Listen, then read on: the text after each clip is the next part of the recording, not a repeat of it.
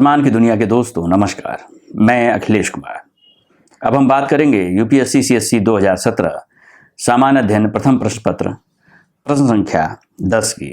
यह प्रश्न है, स्वतंत्रता के बाद अनुसूचित जनजातियों के प्रति भेदभाव को दूर करने के लिए राज्य द्वारा की गई 2 विधिक पहलें क्या हैं। 150 शब्द और 10 अंक के इस प्रश्न में जो आपको बात प्रमुख रूप से याद रखनी है वो यह रखनी है कि आपको अनुसूचित जनजातियों के प्रति जो भेदभाव हुआ, जो होता रहा, और जो स्वतंत्रता के बाद भी जो अनुसूचित जनजातियों के प्रति भेदभाव था, जो उसके पहले से चला आ रहा था, जो सदियों से चला आ रहा था, पहले ब्रिटिश सत्ता के द्वारा चला आ रहा था और उसके बाद यह संभावना जो ब्रिटिश सत्ता जो थी वह भारतीय साहूकारों और भारतीय जमींदारों के जरिए जो आदिवासियों का विभिन्न तरह का शोषण कर रही थी, और वो शोषण की प्रक्रिया उनके जल, जंगल और जमीन पर अनैतिक रूप से अधिकार कर उनका अपने लिए दोहन करने की जो पूरी प्रक्रिया चली आ रही थी सदियों की, जिसका कि समय समय पर उन आदिवासी योद्धाओं ने मुकाबला भी किया था। और 19वीं सदी तो आदिवासी आंदोलनों और आदिवासी विद्रोहों के नाम की ही सदी है।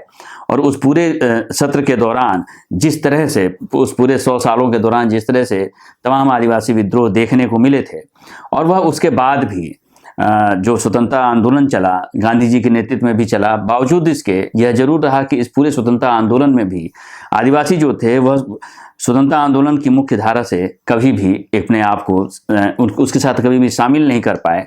यानी उनका एक अलगाव बना रहा, उनकी शोषण की प्रक्रिया किसी न किसी रूप में बनी रही।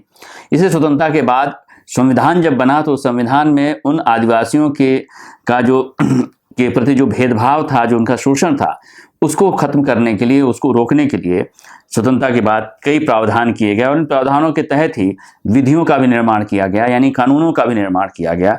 और यह बताना है हमें, इस प्रश्न में यही बताना है कि स्वतंत्रता के बाद अनुसूचित जनजातियों के प्रति भेदभाव को दूर करने के लिए राज्य द्वारा की गई 2 विधिक पहलें क्या थी। यहाँ पर वह 2 विधिक पहलों के बारे में मुख्य रूप से जानना चाहते हैं। तो इस प्रश्न में आप जब लिखना शुरू करेंगे तो आप इसको इस तरह से लिख सकते हैं कि भारतीय संविधान में अनुसूचित जातियों के खिलाफ भेदभाव को रोकने और उनके अधिकारों की रक्षा के लिए कई प्रावधान हैं। इन्हीं प्रावधानों की रोशनी में बने विभिन्न कानून अनुसूचित जनजातियों के प्रति भेदभाव को दूर करने के लिए राज्य को शक्ति प्रदान करते हैं। यानी राज्य को वो शक्ति मिलती है। दरअसल ऐसा नहीं है कि आदिवासियों को ही शक्ति मिलती है, बल्कि राज्य को वो शक्ति मिलती है कि उन कानूनों के मद्देनजर वह आदिवासियों के शोषण करने को रोक सकता है। अनुसूचित जनजातियों के प्रति अस्पृश्यता को बढ़ावा देने, यानी छुआछूत की भावना को बढ़ावा देने, भेदभाव की प्रक्रिया को बढ़ावा देने और व्यवहार में लाने से रोकने और उससे संबंधित मामलों में दंड निर्धारित किया गया है। यानी और यह जो कानून है, उस कानून का नाम है नागरिक अधिकार संरक्षण अधिनियम 1955 में।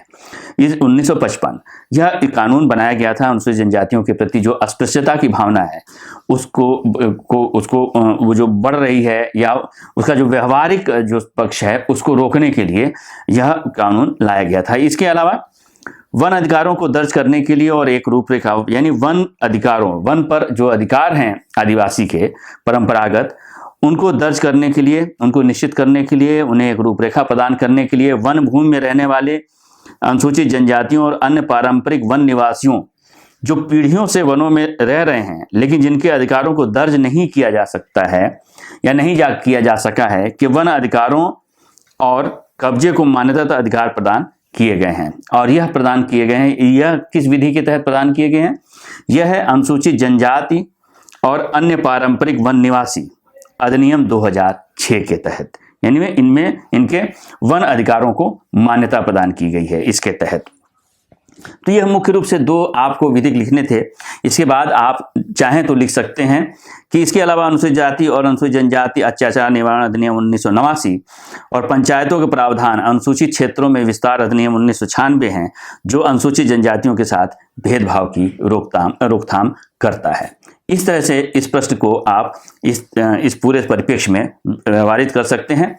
यानी जो दो विधिक आप जो कानून हैं, जो विधियां हैं, उनके बारे में आप बात करनी हो तो आप 1955 का नागरिक अधिकार संरक्षण अधिनियम, इसके बारे में कह सकते हैं, इसके बारे में लिख सकते हैं कि इसकी मूल वस्तु क्या है।